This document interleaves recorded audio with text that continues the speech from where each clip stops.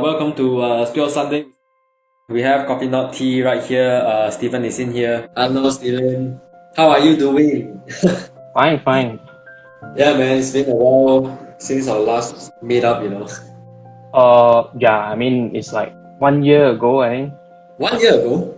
Oh, yeah. No, About that time. Yeah, I think so. And then I think we can start the Spill Sunday for today. So it's a Spill Sunday episode 2 where we are going to talk about the investing part in the local settings. You can just introduce yourself to the people.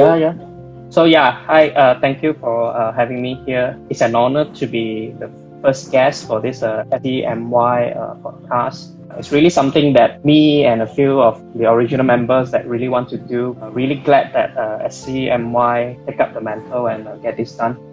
Just some background myself. I'm a banker myself. Just like everyone, I love basketball. I think back then I do sport cards hobby for a while. I think that's when Allen Iverson time, KG time, Kobe Bryant time.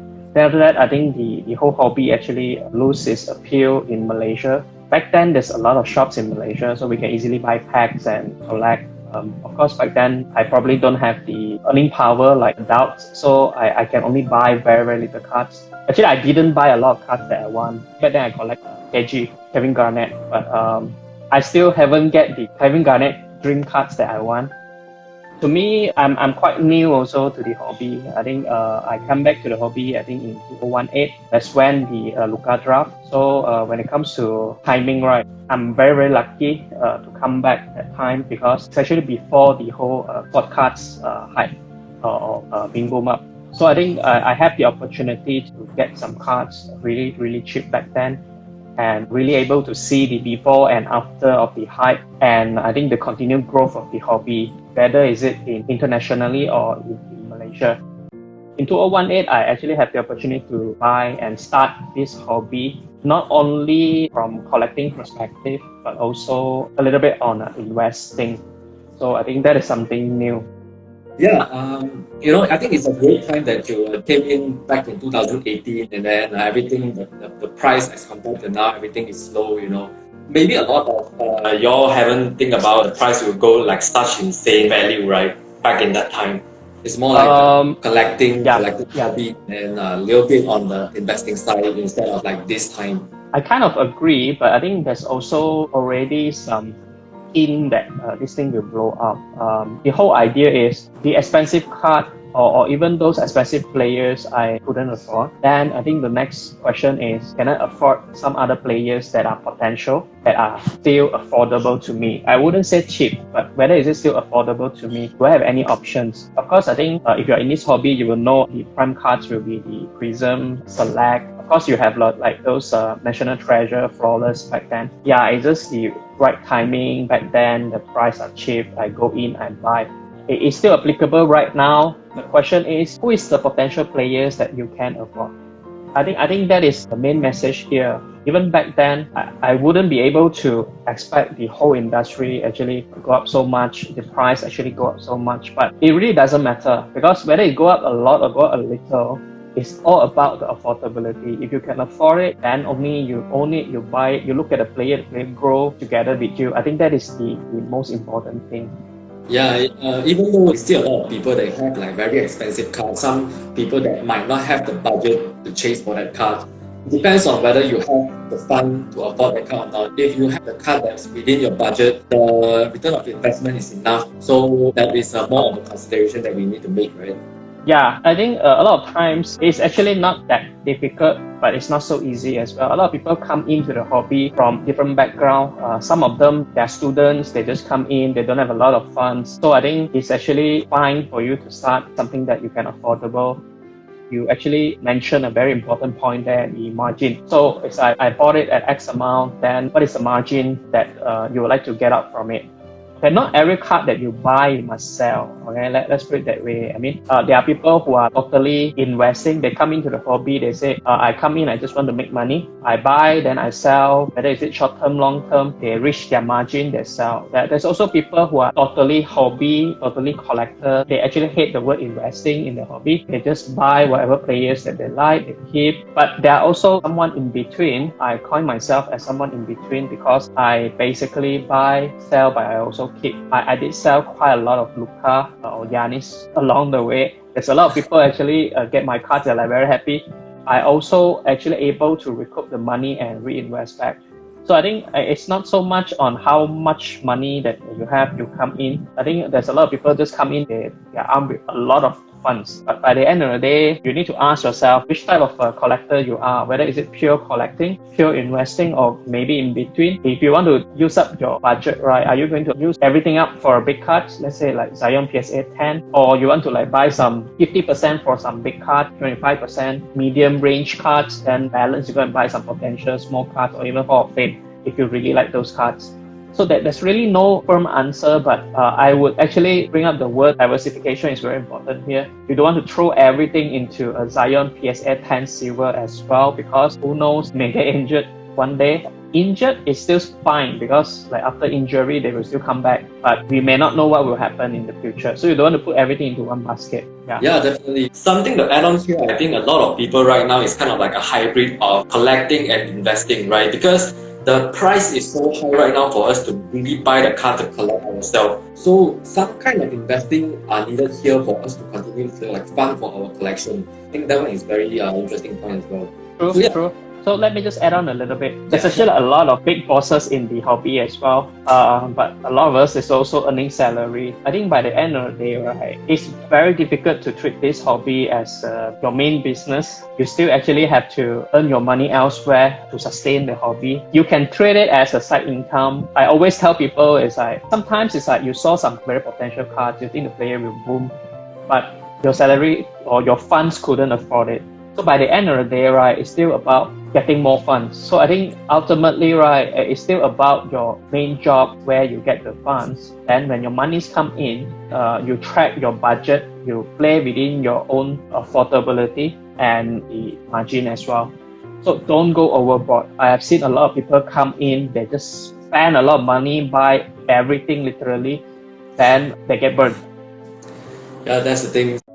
I have a question personally because you said that you're a banker, right? As a banker, you have more access to different investment tools. Like someone around 20 or 30s, we have choice to invest in maybe stocks, in property. For people who are younger, they might invest in like sneakers and maybe bear bricks. So why do you choose to invest in like sports cars specifically? Yeah, it's a very good question. I'm too old for sneakers. I don't do bear bricks or whatever, but I do have some hobby prior to sport cards. As I mentioned to you, I start in 2018, right? So before that, I do photography quite substantially. Those lenses are not cheap. Then after that, I do collect some watches. Not those super expensive ones, but just medium range. Then after that, I go into sport cards. Now, I think your question is, there's a lot of options out there, right? Like stocks and everything, right? I think the key word is still diversification. There's no like one single formula out there that will trim everything. I think it's good to have some stocks, to diversify into stocks. I think a lot of you also, into Bitcoins, cryptocurrency, and also I think some of you, they are sneakers. Back then, I think the most I do is I just buy some hot toys and just resell. I still have quite a bit of hot toys with me right now. But when you grow older, right, your hobby keeps changing. So the one that I find is this sport cards is kind of sustainable for a long time, because good thing about sport cards is every year you have new rookie coming in. The games are evolving. You keep looking at the games, you keep learning. Of course, it won't make you play better basketball, but at least you learn on those tactics and everything, right? Ultimately, after a few years looking at the draft, you yourself will become draft expert already. I think every year is very, very interesting. You look at those drafts and see like, oh, this player is good. By the end of the day, then after that, you realize whether they get fit into the team or not that drafted them, whether they get any opportunity to play or not, and what is the correlation with card price.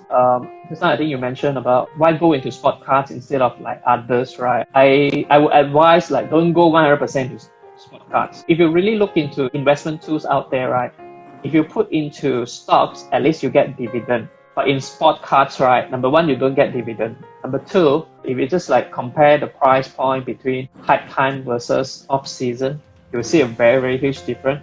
So we are talking about hype time, you go and buy is 100%. If you go and buy at 100%, when it comes to off season, the price could be like 70%, 60%. Sometimes depends on the players. So I think it's actually quite volatile, I would say.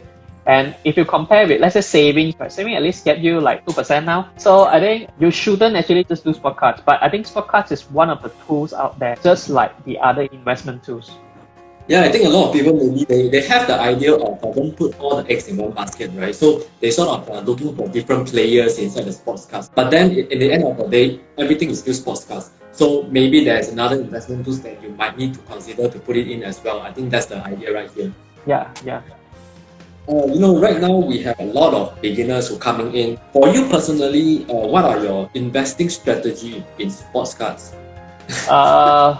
I mainly buy singles. I occasionally break. It's all depends. Like when you feel lucky, then you break. To me, that's my strategy. But I usually buy singles. I would say I think singles is the best investment strategy. At least you know what you are getting. When we do all this right, we want to take away the uncertainty as much as possible.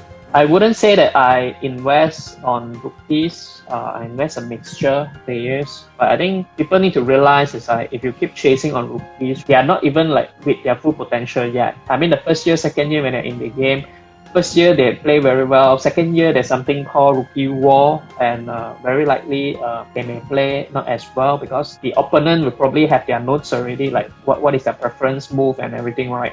So the second year usually will be more difficult than the first year. When it comes to third year and fourth year, right, it's really where you can find gems out there because I think there's a lot of players that you can really see that whether they're going to make it or they're not going to make it. So I think, of course, on the first and second years, if you think it's good, the budget is there, timing is good, you go and buy. I mean, just like I mentioned about the diversification, right? It also works within because internally, we don't want to buy too many cards of certain players. Especially for those players that you're not sure yet. I'm not going to lie, a lot of players that I bought that didn't work out. If you ask me, like, is it a good strategy? I would say I wouldn't mind because number one, you buy the cards only if you like the players, right? So when you bought their cards, then after that, what you will do next is, of course, you will go and watch their games. So that's where you get an understanding like this player is improving, these players are not. Even if it didn't work out, at least you have some story out of it. Give us an example. There's this player called Bruno Caboclo. I think he last played for Grizzlies. Originally, I think he actually drafted by Raptors. He's one of the potential one back then. I really like it because it's like long arms, long legs, right? I bought some of his cards, not a lot, I would say, because it's cheap. But if you convert to RM, it's actually quite a bit also. But doesn't matter. It's actually currently in my stash. Yeah, at least he's still actually playing basketball. Who knows, one day he may come back. So it's not all purchase going to be good. But I didn't buy a lot of them. So I think ultimately the keyword here is diversification. Some of your purchase will be reaping you rewards. Some may not. So I think those that giving you rewards, you can sell some. Then those that you see potential continue to show improvement, you can buy more. But I always mention my strategy is buy some, sell some, and keep some. Yeah, especially now we have a lot of people, they are focusing on top rookies. But like what you said, there's no guarantee, right? Even the rookies are good now, that doesn't mean they are good later on the years. Like, for this season, we have Anthony Edwards, we have LaMelo. For last season, we have Zion and Ja. But then, who knows, right? Injury aside, there may be new rookies coming out like next season. We already have the hype for Cade Cunningham right now. Who knows, maybe LaMelo, he didn't do well in this season and then everyone just forgets him. Cade just come up. The same thing might happen next season as well. The rookies keep coming up. Even of the rookies that are not good now, they might boom in the later years. So I think the whole idea is whether you make your own research on this particular player or not. When he gets the opportunity, he will boom himself. Correct. But don't get me wrong, I will say there are people who buy LaMelo or even Anthony Edwards. If it's within the budget, if the price is right, the timing is good, it's still a good buy. There's no right or wrong. But you don't want to put everything into LaMelo or even Anthony Edwards as well. That will be disaster. I'll give us an example. Barry Rose is a good example. He get injured. You look at the price. Of course, now I think it's slowly getting some momentum back, but it's still not very high. So if you buy back then, it's disaster. Blake Griffin also come into picture. They are more on the injury side, and then we can see some players they just not perform well. Like Michael Carter Williams back in 2013, they got like the Rookie of the Year. It just didn't happen for them. Yeah, and then the hype just got covered. I think the exit strategy also very important. It's like, are you going to sell them off? Is it like totally your collection? Are you going to like sell some of them? When are you going to sell? I think it's quite important as well.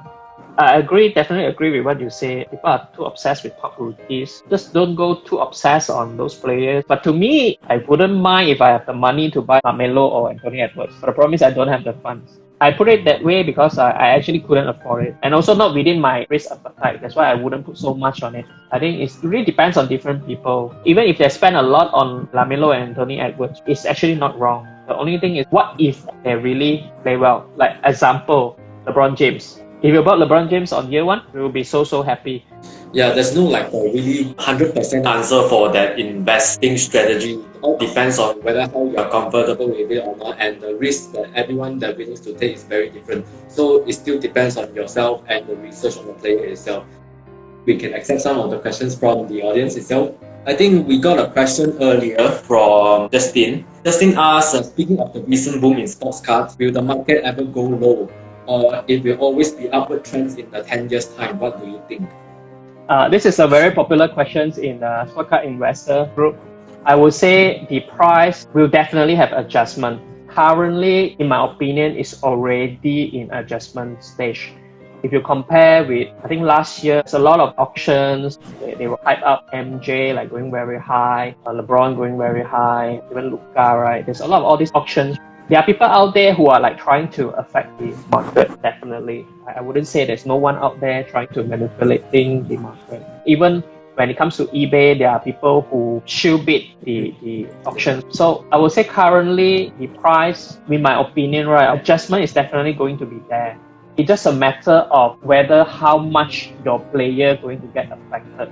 I think just now Justin mentioned 10 years, right? I would say, of course, the price will continue to go up because the inflation also come into picture. Like everyone earning power also higher, everything getting more expensive, including sport cards. As long as the boxes is getting more expensive, cards is going to be more expensive. Because when your salary go up, your purchasing power go up, you have more money to throw into the hobby, so that will go up. And also, I think there's a lot of argument. They say there's a lot of celebrities who go into this hobby. Even basketball players, they actually buy back some of their cards. If you really look into it, right, it's good for publicity, number one. Number two is like the money that they're pouring into the market. Let's say like I own one of the cards. So this celebrity buy from me, let's say for 1 million.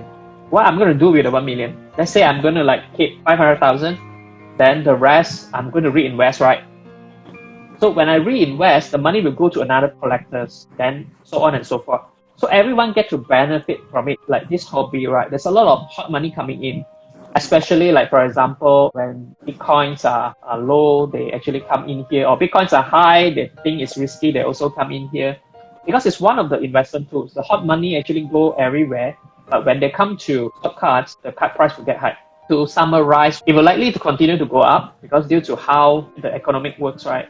But adjustment also will be in between. So the only key point is whether your player is going to sustain with the adjustment or not. Like Luka also adjusted quite a bit, right? My PSA 10 silver Luka Doncic, it go from the high of around 8,000 USD to currently I think around 5,005 USD. So it cut to almost 30%. Those are the adjustments. But if you ask me, right, will it go lower? Maybe. Will it go higher? I don't know. But I always believe in one thing. If you reach a point before, it will reach there again. If you reach 8K before, it will go there again. So I think if it's a good player, he actually able to perform once, he should be able to perform second time or third time.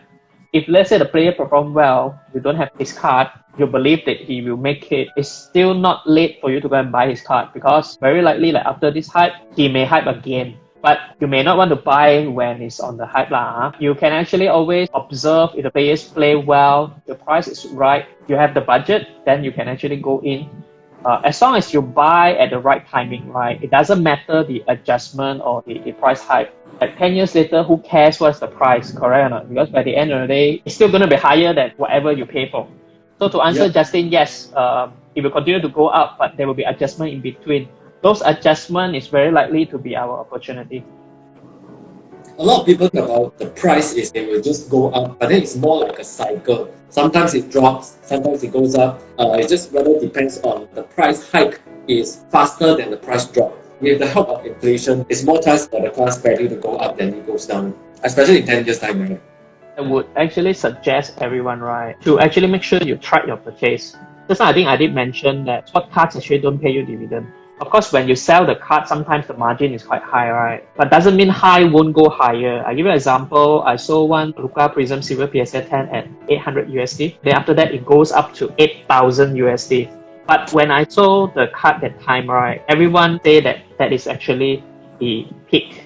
Okay, it doesn't mean high wouldn't go higher. Just make sure that you do your own research when you should buy, when you should sell. As a seller of the car, a very important mindset is that after you sell the car, you don't dwell on the possibility of the value of the cars continue to go up. I mean, you sort of take out the risk of the car going down by operating at like 800 USD, but then there might be a risk that it falls to zero as well. If it really goes to like 8,000, I think for a lot of people, they will probably dwell on it. But that's not a reason to be really sad over that because that's what the decision made back then. Of course, one of the reasons that drive me to sell the cards at 800 is because I got 2 copies.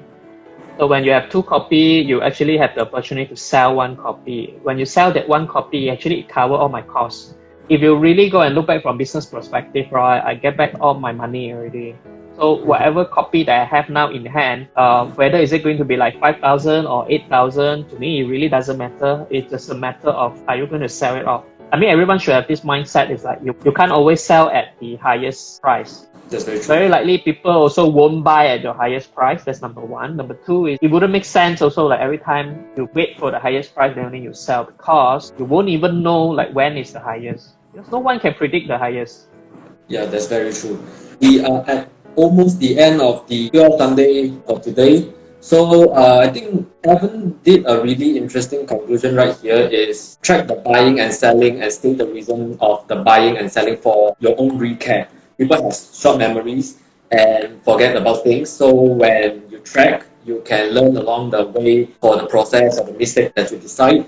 I think that's a very interesting and a great suggestion for a lot of people right here. So track your buying and selling and take note for it. And yeah, Evan said also take profit on cost and let the remaining profit run. That's a very brilliant comment on that. Right, so I think we can end the Pure Sunday for this week. Yeah, I think it's a very fruitful experience for this Pure Sunday. Yeah, before we leave, do you want to add anything? I want to answer that question. Like what God does I get the Ras luck right? There's no God I pray. Ras, right? Ras is just like a probability game. There's no right or wrong. It's just like when you feel lucky, that's it. I wouldn't say that I'm lucky because you didn't see how many Ras that I joined behind. Overall, it's still a positive experience, but don't overdo it. Yeah, I think a lot of people also see that the amount of money that you put into that particular RAS, but then they didn't think about the total amount that you put into the other RAS. So you might need to consider the other cost that you put inside itself and the possible return that you got from the card itself, right? Yeah. And it's like a little bit. When you add up, it's quite a lot. So I think just do it within your budget. That would be the best. I mean, that's why I say make sure you track. Even your RAS, right? It's good for you to track it.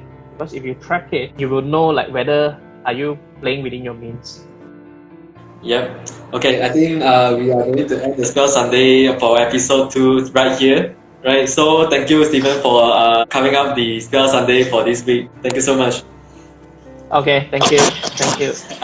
So guys, we are going to have another Pure Sunday for next week with another guest. So yeah, share it out to your friends and then we'll post another replay for this where we just talk with Stephen, Coffee Not Tea. Stephen is from Coffee Not Tea and LCL Hobby. So check them out. LCL Hobby is actually in Shopee. It's a store for Stephen to sell the supplies for sports cards. Right. So yeah, thank you so much for coming on. Thank you so much for the audience who hop on Pure Sunday. We'll see you next week. Okay. Goodbye.